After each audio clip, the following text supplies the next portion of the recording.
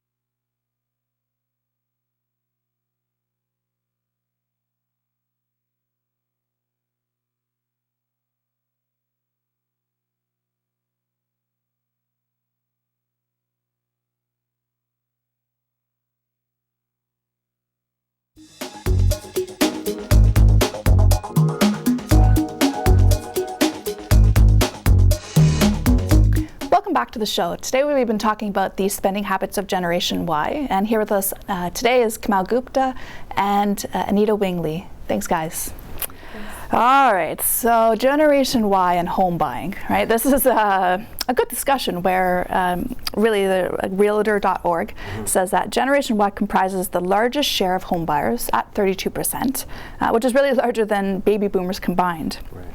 Our generation also has the largest share of first-time buyers at 68%. So, given these statistics, the statistics sort of show that, we are interested in home buying. But on the other side, I think that our generation is staying at home with our parents longer than previous generations. So, thinking about money, thinking about saving, and the information that we shared in the first segment. How smart of a decision is it for us to stay at home longer with our parents. What do you think about this? Well, it's not really, I mean, smarts aside, it's how much of a choice is there? I mean, buying a home is such an expensive transaction these days. Living on your own with that first job, how affordable is that? Yes. And if you have that support from your family, you know, temporarily, obviously, I mean, there is a time when it's the right time to move out on your own, you know, and if your family is supportive of that, I don't see anything wrong with that. Yeah, Okay. and I think a lot of us have looked at the cost of how much it costs to go to university, and if if you lived outside of your parents' home during university, and then we have to pay off our student debt, and if we want to move out as well, then that's a lot of costs that we have to, a lot of money that's already like moving out of our pocket before we've even fed Started. ourselves. Yeah, Exactly. sure. So, and the other thing is also just so much more socially acceptable now. Yeah. And I also think part of it is our generation tends to get married a little bit later. So in that period, if you're not buying a house yet and you don't want to be paying several $1,000s for rent, and all of your friends are living with their parents too, I think just the fact that it's like more socially acceptable, even if you personally, we're bred to be independent, we want to be independent, but at the same time, then, and even parents too, there's a lot of like, even if they're parents, even if your parents want you to be independent, I can guarantee that like your parents' friends are allowing their kids to stay home. Sure. So it's just this shift where it's socially acceptable now. So it makes sense to save that, because if you end up living at home for 4 years before you get married and move out, that's a lot of money Sure, yeah. that you can save. So we're not freeloaders. No. Okay, good. It's just, we're in transit. We are in transit. One interesting thought while we're on this, and we want to get more to home buying, but so as we're living with our parents, should we be paying rent to our parents? What do you think about that? Quick thoughts. We should have some sort of accountability. It may not be rent, but you're saving money and you're providing that statement to your parents. So you have the same kind of accountability that you would have when you actually move out. Because with every decision there are consequences, and Absolutely. consequences not necessarily meaning, having a negative connotation, but there are consequences to living at home. So yeah, good point. Yeah, I agree with that. And even just from a parent's perspective, you're helping your child become more independent. Yeah. Take ownership, because obviously a lot of things are provided for you when you live at your parents'. Yeah. And in my family, it's your parents have supported you so much throughout your life. I think at some point or another you've got to start sharing that responsibility. Pitching in. So Yeah. when you start making money, I think we should be helping our parents out. Well, those are nice thoughts. I'm sure our parents are happy to hear that. In terms of saving for our first home, what's the number? Homes are expensive. How much do we actually have to save, for the down payment, I guess, before we can purchase? There's 4 numbers really, and everyone gets stuck on the first one, which is your down payment. And you need a minimum of 5% down payment to buy any property in Canada. Yeah. But then, okay, that's your down payment. Then you got to figure out, can you really afford to live in that place? You got your property taxes, you got your utilities. They'll always come every single month. They will. You got your home insurance, and you got your mortgage payment. Yeah. So you know that bucket. And then there's a bunch of money that you need to sign on the dotted line. You're going to pay something called a land transfer tax. Some people might want to Google that. That's a 5-figure amount. That's $10,000 plus, typically on an average home. Yeah. Moving costs, legal costs.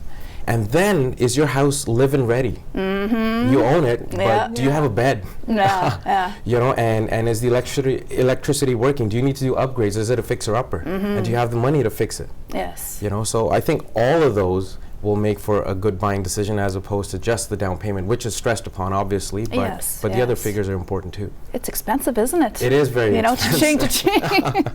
Anita. Yeah, and also just your lifestyle choices too, because some people want to have a big space, but they want to be in the city. Yeah. So, Right. Are you going Good to point. wait and save longer, or are you okay to settle for something smaller, or do you want to, because you've also got your car payments. Right. The further you live from the city, The more the you're cheaper it might be, commuting. but the more you're commuting. So these lifestyle choices are things that you have to consider too before you just start looking at houses as location and where you want to raise your children, if you want to be able to have access to the outdoors as opposed to just tight city parks. I think these are all things that have to be considered before before you even start looking at houses. Well, it sounds like a lot of brainstorming, a lot of mind mapping in advance. You can't really just be impulsive on this type of purchase, can you? No, it's not a pair of shoes. No. No, it's not a pair of shoes.